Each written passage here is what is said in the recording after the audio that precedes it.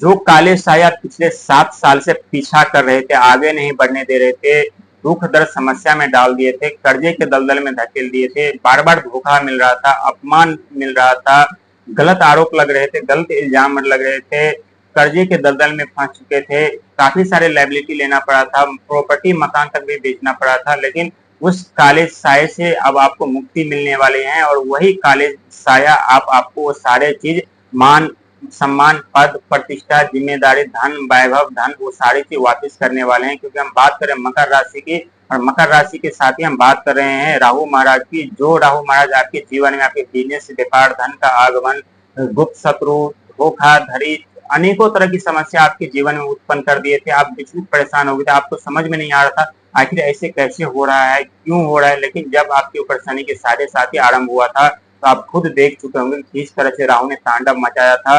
कर्जे के दलदल में देने के साथ साथ चोट लगने का भय, एक्सीडेंट, लोगों गलत तरीके से आपको अपमान होना पड़ा था, गलत आरोप इल्जाम आपके ऊपर लगाए गए थे। आप जहां जाते तो वहां आपको खाली हाथ लौटना पड़ता था, और ऊपर से आपको गलत इल्जाम आपके ऊपर भी लगाए जाते थे।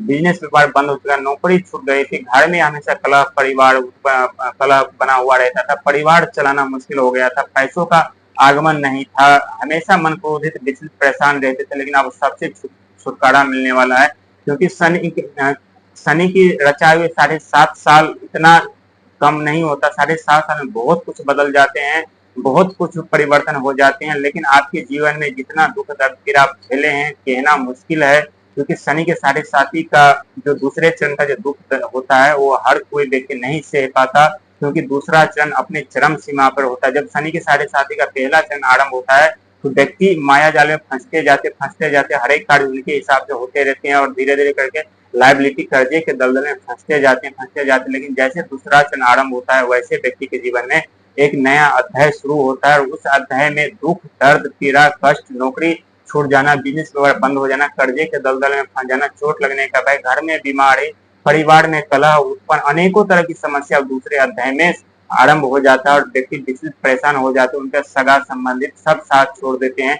धन का जो जरिया होता है पूरी तरह से समाप्त हो जाते हैं, पैसों का आगमन नहीं होता। यदि पैसे का आगमन होता भी है, तो एक रास्ते से आते हैं और दूसरे रास्ते, तीसरे रास्ते से निकल जाते हैं, पैसे बचते नहीं है। लेकिन जैसे तीसरा चरण आरंभ होता है, तो धीरे धीरे करके तीसरे अध्याय में दुख दर्द समस्या धीरे धीरे करके कम होने लगते हैं, और धीरे धीरे करके जैसे शनि की 7.5 समाप्त होता है, वैसे वैसे उन व्यक्ति के जीवन में परिवर्तन होने लगते हैं। ठीक उसी प्रकार आपके जीवन में जो बुध और राहुल ने तहलका मचाया था, बुध आपके बिजनेस, व्यापार, नौकरी सब छीन लिए थे, धन का आगमन बंद कर दिया था, थोड़ा बहुत जो धन का आगमन भी था, वो राहु महाराज ने कोई कसर नहीं छोड़ा, उन्होंने आगे खुद करके वो भी बंद कर दिए। क्योंकि जो आप नेटवर्किंग से या टेक्नोलॉजी से या शेयर मार्केटिंग से या कहीं से ऑनलाइन जो पेमेंट आपके पास आ रहे थे, उसको पूरी तरह से ब्लॉक कर दिए थे। आप लाख प्रयास कोशिश कर रहे थे, लेकिन फिर भी कोई सफलता नहीं मिल रही थी, कोई रास्ता दिखाई नहीं दे रहा था। लेकिन वो सारे चीज 29 मार्च 2025 को समाप्त हो चुके हैं, आपके ऊपर शनि के 7.5 समाप्त हो चुके हैं।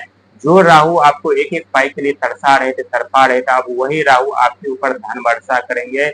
100% सच है। इतना कार्य और इतना पैसा आपके पास आएगा, लेकिन आप संभाल नहीं पाएंगे। लेकिन कहते हैं धन के साथ साथ अहंकार का भी आगमन होता है, तो अहंकार पे काबू बना करके रखिएगा, काबू पा करके रखिएगा। यदि अहंकार पे आप काबू नहीं पा सकते हैं, तो यही अहंकार आपके धन का विनाश कर देगा, आपका परिवार का विनाश कर देगा, आपको विनाश कर देगा। क्योंकि अहंकार एक ऐसी ज्वाला है, एक ऐसी आंधी है, जिसमें व्यक्ति का जीवन कब बर्बाद हो जाता है उन्हें भी पता नहीं होता, उन्हें भी एहसास नहीं होता। लेकिन जब एहसास पता चलता था, तब बहुत कुछ बदल चुके होते हैं, बहुत कुछ उनके जीवन में परिवर्तन हो चुका होता है, वो भी विनाश के तांडव का। तो इसीलिए क्रोध और अहंकार पे काबू बना के रखिएगा।